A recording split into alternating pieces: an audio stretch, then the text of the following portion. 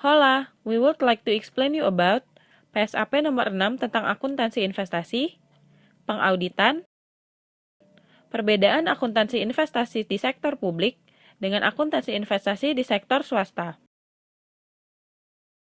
Hola. Definisi investasi. Aset yang dimaksudkan untuk memperoleh manfaat ekonomik seperti bunga, dividen, dan royalti, atau manfaat sosial sehingga dapat meningkatkan kemampuan pemerintah dalam rangka pelayanan kepada masyarakat. Bentuk-bentuk investasi. Deposito. Sertifikat Bank Indonesia. Surat utang dan obligasi BUMN atau BUMD. Penyertaan pada BUMN atau BUMD. Penyertaan pada badan usaha lainnya. Jenis-jenis investasi. Investasi pemerintah dibagi menjadi dua, yaitu investasi jangka pendek dan investasi jangka panjang. Investasi jangka pendek diharapkan dapat segera dicairkan dan dimaksudkan untuk dimiliki selama setahun atau kurang, dan beresiko rendah atau bebas dari perubahan atau pengurangan harga yang signifikan.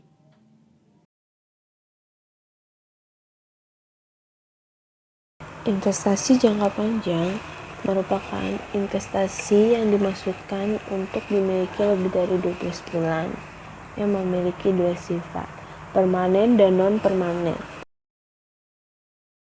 Pengakuan investasi merupakan suatu pengeluaran kas atau aset dapat diakui sebagai investasi apabila memenuhi salah satu kriteria. Yang pertama, kemungkinan manfaat ekonomik dan manfaat sosial suatu jasa potensial di masa yang akan datang atas suatu investasi tersebut dapat diperoleh pemerintah.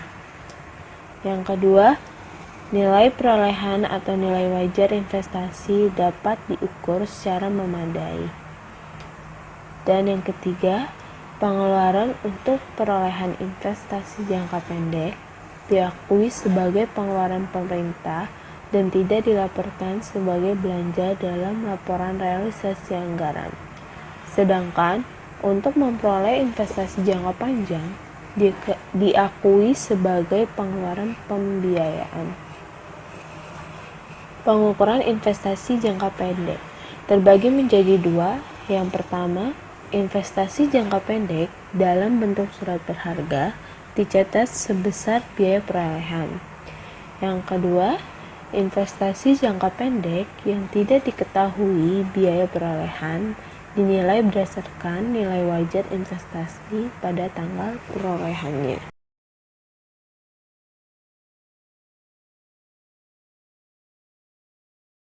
Pengukuran investasi permanen. Investasi jangka panjang bersifat permanen dicatat sebesar biaya perolehannya. Investasi jangka panjang dari perkuratan aset pemerintah dicatat sebesar biaya perolehan atau nilai wajar investasi tersebut jika harga perolehannya tidak ada.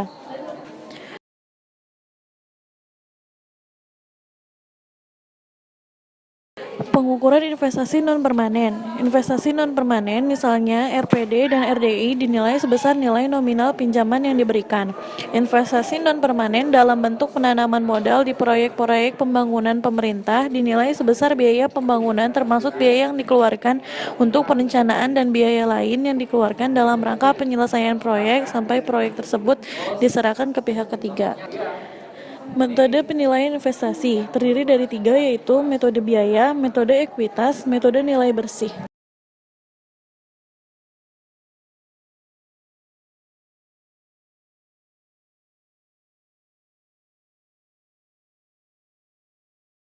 Kristanti Saputro. Kali ini saya akan menjelaskan tentang pengungkapan.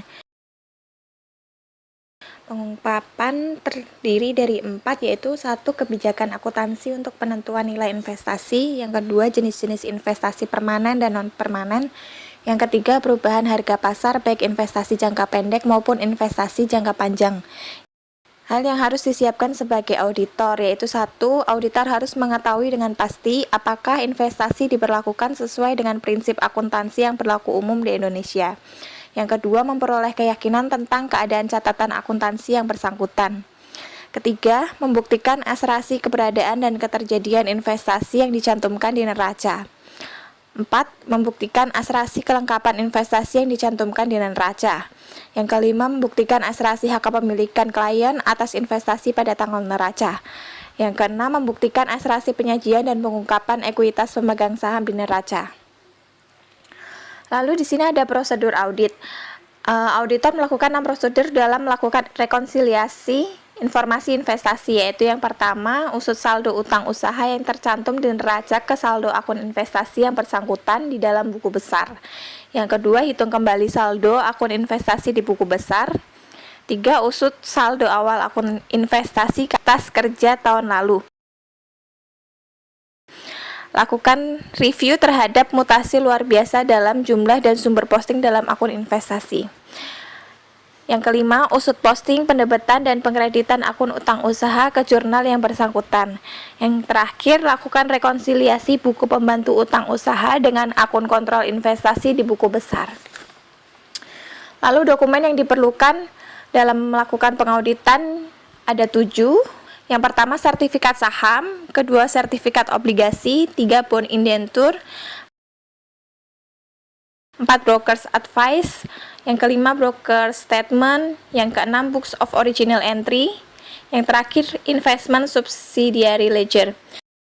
Di sini ada beberapa contoh gambar yang dimaksud sertifikat saham seperti apa, obligasi seperti apa, dan yang lain-lain.